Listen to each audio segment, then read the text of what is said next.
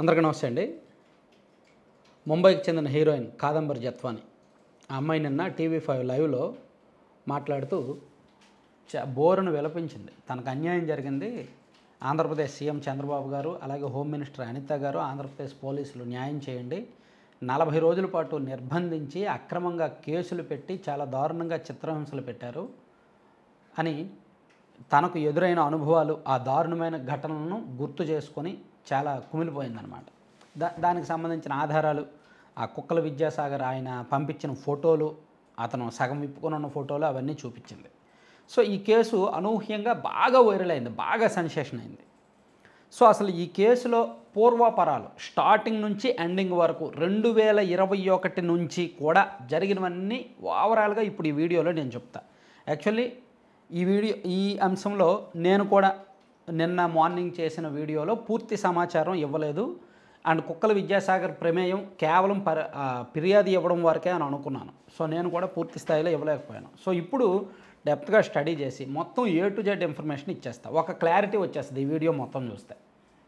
అసలు actually October 8, 2021 October 8, 2021 ఆమెకు జిందాల్కి పరిచయం.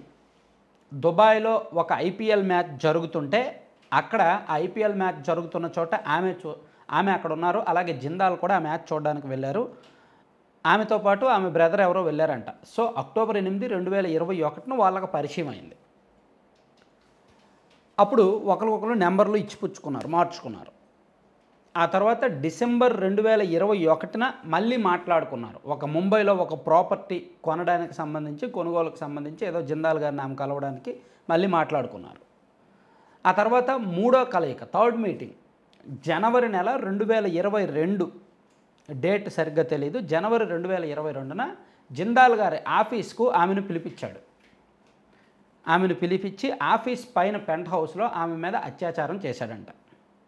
అది కేసు. ఇవన్నీ నువ్వెలా చెప్పగలవు, నీకెలా తెలుసు అంటే పక్కన ఒక న్యూస్ క్లిప్పింగ్ చూపిస్తున్నాను చూడండి. అలాగే కింద డిస్క్రిప్షన్లో దీనికి సంబంధించిన క్లిప్పింగ్స్ అన్నీ కూడా లింక్స్ అన్నీ కూడా ఇస్తాను, ఒకసారి చదవండి. లేదా చాలా సింపుల్గా మీరు గూగుల్లో చాలా సింపుల్గా ఒకటి కొట్టచ్చు, Mumbai police case on Jindal అని కొట్టండి. Mumbai police case on Jindal అని కొడితే దానికి సంబంధించి ఒక పూర్తి డీటెయిల్డ్గా నేషనల్ మీడియాస్లో వచ్చిన వార్తలు అన్నీ ఓపెన్ అవుతాయి. అన్ని నేషనల్ మీడియాస్లో వచ్చింది, కొన్నిట్లో విత్ డేట్ వైజ్ ఇచ్చారనమాట.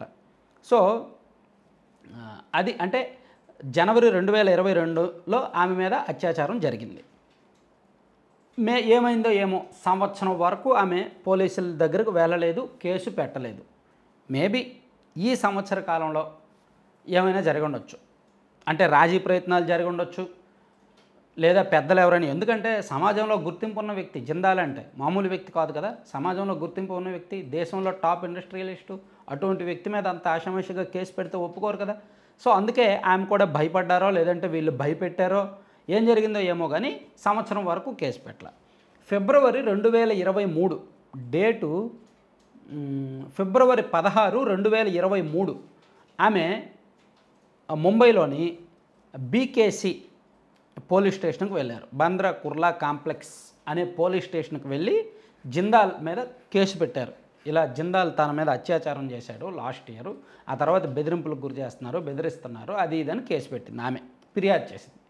పోలీసులు ఆ ఫిర్యాదును తీసుకోవడానికి ఇష్టపడలేదు, ఎందుకంటే సమాజంలో గుర్తింపు ఉన్న వ్యక్తి కదా, ఎలా తీసుకుంటారు. సో పోలీసులు కేసు నమోదు చేయలేదు, సరిగ్గా ఆమెకు రెస్పాండ్ అవ్వలేదు.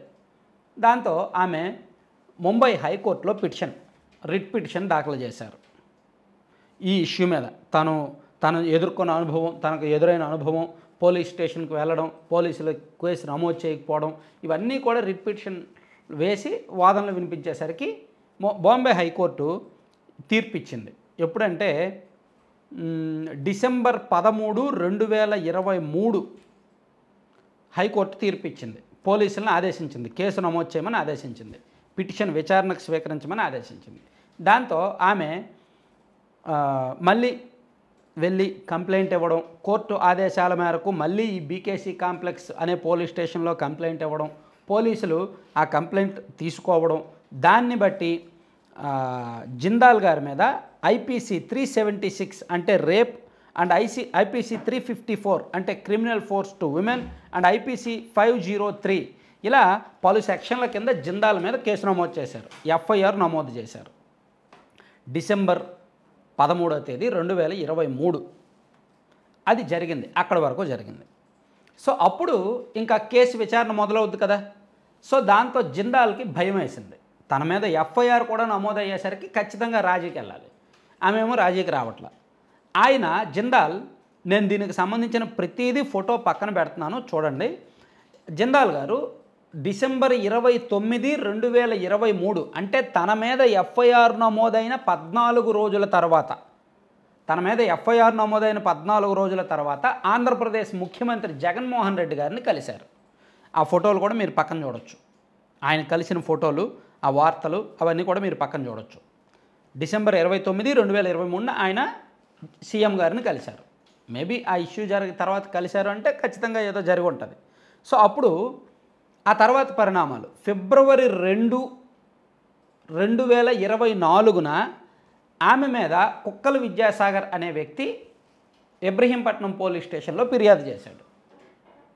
ఆమె తనను బెదిరిస్తుందని ఇలా చీటింగ్ కేసు నమోదు చేశారు. చీటింగ్ కేసు ఏదో ఫిర్యాదు చేశాడు ఆయన. దాంతో ఆమె మీద ఎఫ్ఐఆర్ నమోదు చేశారు. ఆమె మీద, ఆమె తల్లి ఆశ మీద ఎఫ్ఐఆర్ నమోదు చేశారు. నమోదు చేసి ఫిబ్రవరి 5న అక్కడికి వెళ్ళి ఆమెను తీసుకొచ్చారు. ఫిబ్రవరి 2న ఫిర్యాదు ఇవ్వడం, ఫిబ్రవరి 5న తీసుకురావడం జరిగింది. ఆ తర్వాత కోర్టుకి ఇచ్చారు. కోర్టుకేమో ఫిబ్రవరి 13 అనుకుంటే ఇచ్చారు. కోర్టు ఆమెకు రిమాండ్ విధించిందనమాట. అలా మార్చి 16వ తేదీ వరకు ఆమె పోలీసుల అదుపులోనే ఉంది. కొంత అఫీషియల్ రిమాండు, కొంత అనఫీషియల్ రిమాండు. అంటే కొంత జైల్లోనూ, కొన్ని రోజులు ప్రైవేట్ నిర్బంధంలోనూ, ప్రైవేట్ గెస్ట్ హౌస్ నిర్బంధంలోనూ ఉంది. ఈ నిర్బంధంలో ఆమె అనేక చిత్రహింసలు ఎదుర్కొంది అనేది ఆమె చెప్పింది. ఆమె నోటితో ఆమె నిన్న చెప్పారు, మనం విన్నాం. సో ఆ నిర్బంధంలో అనేక దారుణాలు, అట్లీస్ట్ ఆ ఉమెన్స్ ప్రాబ్లం వస్తుంది కదా మంత్లీ, అది వచ్చినా సరే అట్లీస్ట్ నాప్కిన్స్ కూడా అలో చేయలేదంట, తెచ్చుకుంటారన్నా అలో చేయలేదంట. చిత్రహింసలు, దారుణమైన ఫోటోలు, దారుణమైన మాటలు, దారుణమైన చిత్రహింసలు, శారీరకంగా, మానసికంగా, అన్ని రకాలుగా, లైంగికంగా అన్ని రకాలుగా తనను వేధించారు. జరిగిందనమాట. అది జరిగిన తర్వాత చివరికి మార్చి 16, 2024 ఆమె చేత ఒక వైట్ పేపర్ మీద సంతకం చేయించుకొని ఆమెను జిందాల్ మీద కేసు వాపసు తీసుకోమని బెదిరించారు. సో ఇదంతా జరిగిన తర్వాత మార్చి 17, 2024 అంటే ఆమెను ఆంధ్రప్రదేశ్ పోలీసులు విడిచిపెట్టిన తరువాత రోజు ఆమె మళ్ళీ ముంబైలో బీకేసీ కాంప్లెక్స్ పోలీస్ స్టేషన్కు వెళ్ళి కేసు వాపసు తీసుకున్నారనమాట. చూసారా, కేసు నమోదు చేయమని లీగల్గా వెళ్ళి హైకోర్టు వరకు వెళ్ళి ఫైట్ చేసిన ఆమె కేసు వాపసు తీసుకున్నారంటే ఎంత బెదిరించి ఉంటారండి, ఎంత భయపెట్టి ఉంటారండి, ఎంత చిత్రహింసలు చేసి ఉంటారండి, ఆలోచించండి. సో అలా మార్చి 17, 2024 ఆమె కేసు వెనక్కి తీసుకున్నారు. వెనక్కి తీసుకున్నప్పుడు ఏం రాశారంటే రీజన్స్, ల్యాక్ ఆఫ్ ఎవిడెన్స్ అంటే ఆధారాలు లేకపోవడం అండ్ స్టేట్మెంట్ ఈమె సరిగ్గా ఇవ్వకపోవడం కారణంగా జిందాల్ మీద పెట్టిన కేసును మేము రద్దు చేస్తున్నాం అని చెప్పి పోలీసులు స్టేట్మెంట్ ఇవ్వడం. ఈమె కూడా నా దగ్గర ఆధారాలు లేవు, నేను స్టేట్మెంట్ ఇవ్వలేను, కాబట్టి కేసు వెనక్కి ఇచ్చేయండి అని ఈమె పోలీసులను అడగడం, ఇవన్నీ జరగడంతో కేసు కొట్టేశారు. మీకు ఇక్కడ ఇంకో ట్విస్ట్ చెప్తా, మన మీడియా పనితీరు ఎలా ఉంటుంది అని. జిందాల్ మీద కేసు నమోదైన వార్త అంటే డిసెంబర్ 13, 14 తేదీల్లో ఈ ముంబై పోలీస్ స్టేషన్లో జిందాల్ మీద కేసు నమోదైన వార్త అన్ని ఛానల్స్లో రాలా, అన్ని పత్రికల్లో రాలా.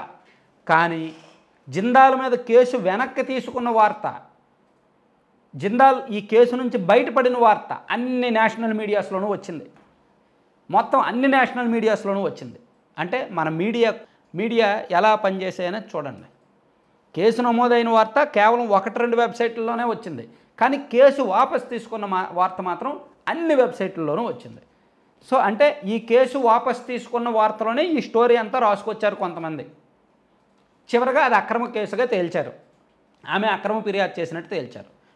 ఇప్పుడు చెప్పండి, అంటే ముంబైలో ఆమె జిందాల్ మీద కేసు పెట్టింది కాబట్టి ఆమెను తీసుకొచ్చి ఇలా హింసించి బంధించి నిర్బంధించి ఇవన్నీ చేసి ఆమె చేత బలవంతంగా జిందాల్ మీద కేసు వెనక్కి తీయించారనమాట.